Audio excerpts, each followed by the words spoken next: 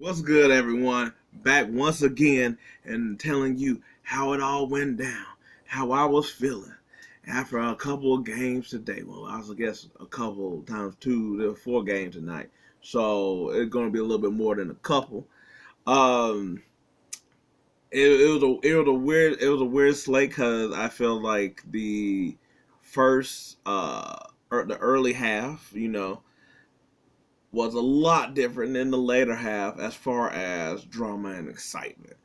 The Knicks and the Cavs, and I was like, it's going to be. I was like, it's going to seem like all the game had the same theme of.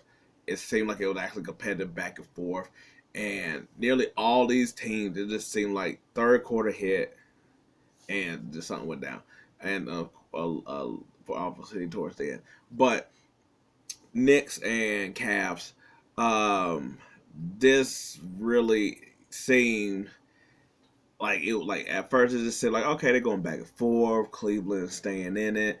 Um, you know, Randall got hurt, so it's like, so you're thinking like, okay, so maybe there's still more of a chance or something.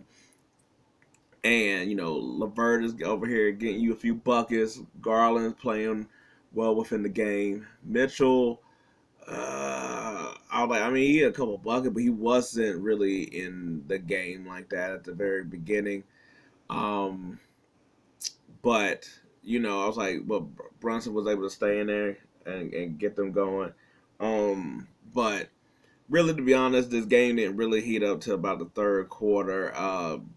Towards like the end, um, I was like, at some point, I was like, it did seem like it did seem like the Cavs had like at least a little bit of momentum going into after a little bit of the first half. It was like they were pretty close, so but it's like it's one of the things where it's like when you're the team that's about to get eliminated, if you could just keep it close, you're not out of the game, because I was like, it's on you at that point. You have to be able to stay with it if you want to not go home, or Cavaliers, they're already home. Um, and then in the third quarter, Mitchell started hitting some buckets, so he started to get going, and he hasn't had the last good set of games, and. But I was thinking, I was like, okay, cool. I was like, Garland was getting some buckets and getting to the basket and getting his shot going. Um, but uh, and then it just seemed like in the fourth quarter, like first of all, I could have swore they were down by like 20 or something like that. Then they were able to get it down close, and then they end up, and then they started training buckets for a while. Topic gave good minutes. Harstein gave him good minutes, but Mitchell and all of them, it was just really weird to see them just winning so many of the rebound battle. And I was like, I've talked about in some of my other videos of like why I had a thought that they were, and I was just like, it. It just seems like though all their dudes are beefier than the Cavaliers dudes, and to me that makes a little bit of difference. Instead of like being like tall, lanky, you're like beefy and stout, and I feel like that's how they were just really getting the board. And there's a lot of cases, other than kind of like Brunson was getting a few boards, and it seemed like they were always around the ball when they needed to get the ball. And after a while, Cleveland just couldn't generate enough offense after a while to just take over. That after a point, kind of like you can't keep trading back buckets with them. You have to stop them on defense at some point. But I was like, but pretty much as the game went on, I was like, Cleveland they stayed around, they got back in it, but it never got to a point where it felt like they were going to win the game. And once you start playing against the clock, it's against you at that point. You can stay within close, but it don't matter because you're not gonna be able to do anything. So anyway, the Knicks move on to the next round. I thought Cleveland was gonna put up a little bit of more of a fight in this series, and it really didn't. I was like, it was still an exciting series. Donovan didn't play well, and it makes you sort of think back to the whole summer of the Knicks trying to get him, how he sort of been playing his last couple of years in Utah. Like he could get really hot and crazy in the playoffs, and he really just only did that like the first game, and that's pretty much been it. But good job for the Knicks and Brunson, and we'll see where Randall is at, and they got their future opponent in the later part of the video. But then after that, the next game up was, I guess they are all pretty much back to back to backs, but Grizzlies and the Lakers. And I thought the Lakers did try to come out with a bit more. Well, LeBron's always going to try to do that, and you have Reeves and Vanderbilt. Um, this game too was sort of like going back and forth. Then Grizzlies went up. Um, then it was towards the end of that second quarter, going into the half. That once again, sort of like the previous game, Memphis just started getting on a roll of just energy and just offense, and I felt like that they it gave him too much, a little bit too much life. Now on the other side, they also was giving Anthony Davis life because I felt like he started also coming out to play, and uh, you got the good game out of him and what you needed. So it's also surprising that you didn't necessarily win the game. Uh, D'Angelo Russell also sprinkled in like how he did in the last game, his little 12 points or whatever. I just say that I was like kind of just like he had like about like a two threes and like a jumper, but it was all in like one span, and I, he's really what's needed for this team to really take off. Rui and Reeves are really good, but he's the one that has the crazies. He still has that ceiling of scoring, but after a while, it's just going to be sort of like moot of saying that still, and that's how I was sort of getting to that with him, where it's just like, kind of like now, just sort of being like, oh, he is really just being really a high price role player at this point. But I was like Rui is sort of like slow down a bit in his scoring. Reeves is still giving you consistency, scoring and attacking the basket, and I was like, but then just in that third quarter, it just like Memphis just couldn't miss. I was like, Morant jumper is still messed up with his hand, but he still is able to score buckets. The dude is jumping out the gym constantly and going to the basket with no type of fear. No type of fear. He's almost like Westbrook if Westbrook could hit a step back jump shot. Um, but yeah, I felt like Morant and Bane is really what made this team really go today. Like Morant was just too energetic and going, and Baines going off of his last game of constantly scoring. You finally got Brooks to come up with some points, um, and more than just like some desperation stuff. He actually was playing pretty well. Jackson also played pretty well defensively, more so than offensively. I'll lean on that side for this. But to me, it was probably like from the Memphis side. This is what you needed in order to progress the series, and live to fight another day. But yeah, no, I was like this was really on the back of Morant and just his tenacity and his hustle and his energy. Where it's like even if you ain't gonna score any buckets, he still work on the team, but he still scored buckets. Which I was like I was like him come back from a hand injury. He been still scoring buckets, which I was like that's an amazing feat in itself. And then after that, the Lakers were really just down so much that it's just like save them for the next game, and hopefully you come out better for that one. Because by God, they could not hit a bucket. They could hit a bucket. Malik Beasley, my God. I'm just thinking of they finally put Lonnie Walker in, but by then it was like so too late. Wayne Gabriel is getting more run than Mo Bamba. I was like, I guess that says more about Mo Bamba. I was like, I'm not gonna lie, like I seen him really in Orlando like that. I'm just thinking of a prospect of. I was like maybe because there's no Steven Adams, they're not going to play him as much. But anyway, we got another game with that, which I'm down with. It's been a good series, even though a lot of these games have been sort of like, uh, you sort of know by the time you get like halfway through the fourth quarter that okay, this game's over. Uh, anyway, then for the exciting games of the night, and I sort of want to talk about this one last. Should I do talk about this one last? Um, okay, no, but yeah, I will. I'll talk about this one instead. The Kings and Sacramento Kings, duh, and the Golden State Warriors. Pretty much with this one, this is another game where they was all going back and forth. Except for this game was actually constantly back and forth. It wasn't just some like, oh, they're going back and forth, and then it deviates at some point later on.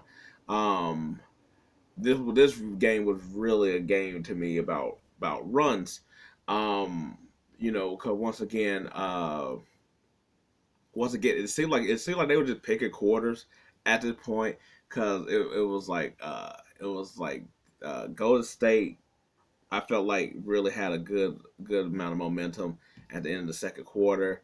Um, and then the third quarter came around, and then the Kings were sort of sluggish for a minute. I feel like, and then I feel like Harrison Barnes and them just running it through him for a minute. Just like sort of like slowing everybody down.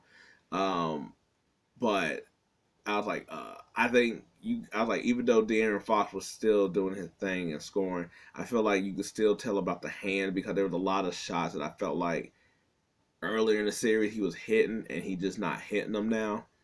Um, Sometimes too, I get it's like they're like Golden State, but I also feel like sometimes they're taking threes when why?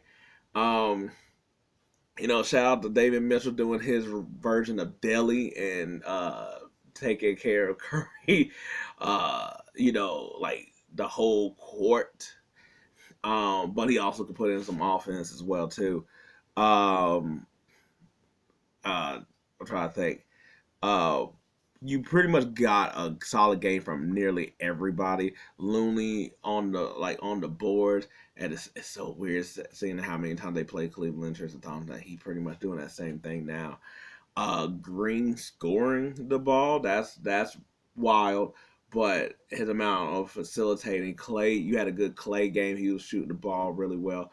I think Wiggins been giving you a lot of great play because he's been playing on defense really well, which is always something that he could do. But I feel like his amount of shots, because unlike outside of Curry, Poole is really helter skelter at times. Where I was like, because there was like one, I think, in like the third quarter where he had the ball and he tried he went this way and then tried to go back and then he just blatantly missed it, and it was just like, but it was no need for him to do that. Curry is a constant threat no matter what. I was like, he's putting the team like on his back. I mean, not saying that all the other people aren't doing their job, but he's really making the whole thing go. Which I mean, she should. It's his system, but he's always coming up with timely buckets in a really good way, and that's why and that go back to my other point with Wiggins is that it's like every time the Kings sort of started making a run, Wiggins would hit a three, or Wiggins would hit like a turn, like he had like in the fourth quarter they were trying to close the gap and get up on him, and Wiggins just did a turnaround jump shot or whatever, just slow him down enough.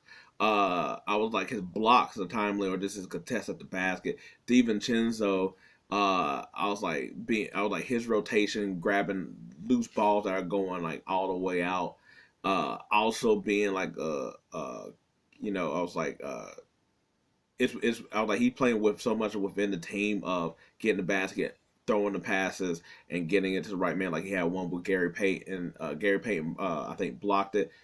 Green got it, threw it to DiVincenzo, and he threw it right back to Payton.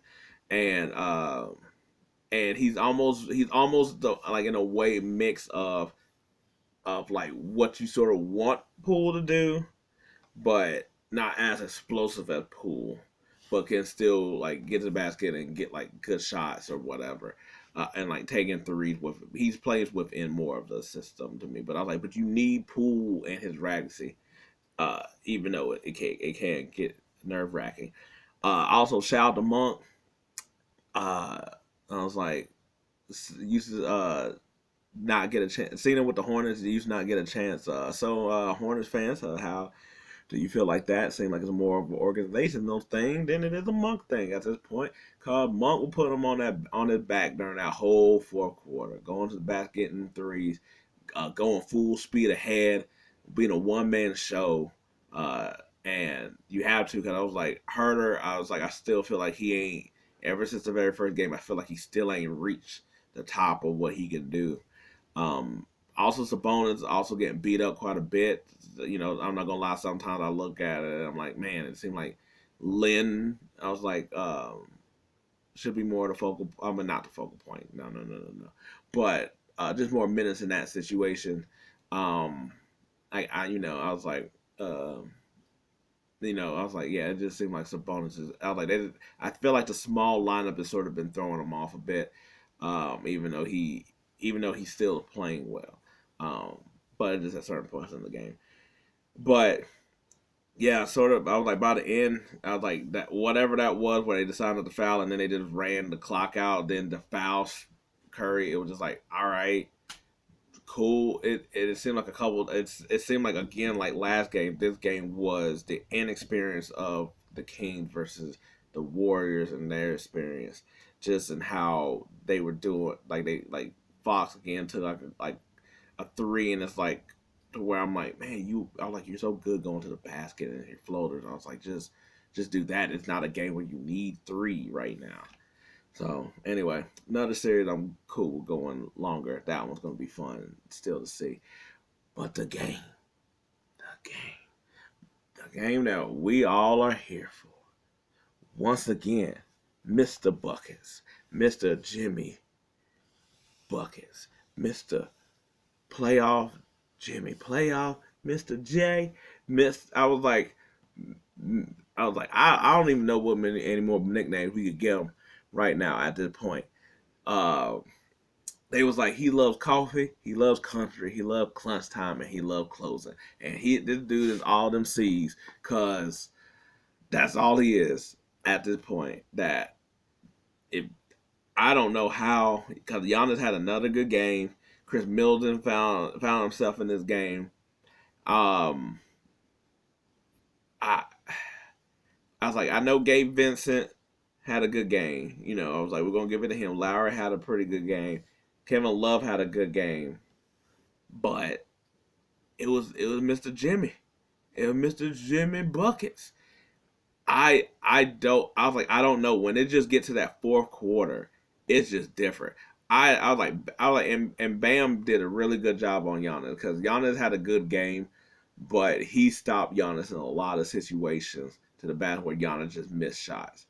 And maybe if Giannis was fully healthy, that wouldn't necessarily happen. You know, kind of does look like he's not necessarily full force. Now, granted, Miami always sort of build a wall, and they always like throwing two or three people at him instantly, so he don't have momentum to get to the basket. But I guess a couple of those plays, it almost looked like if he was fully healthy, he might have been able to get Bam on a couple of those.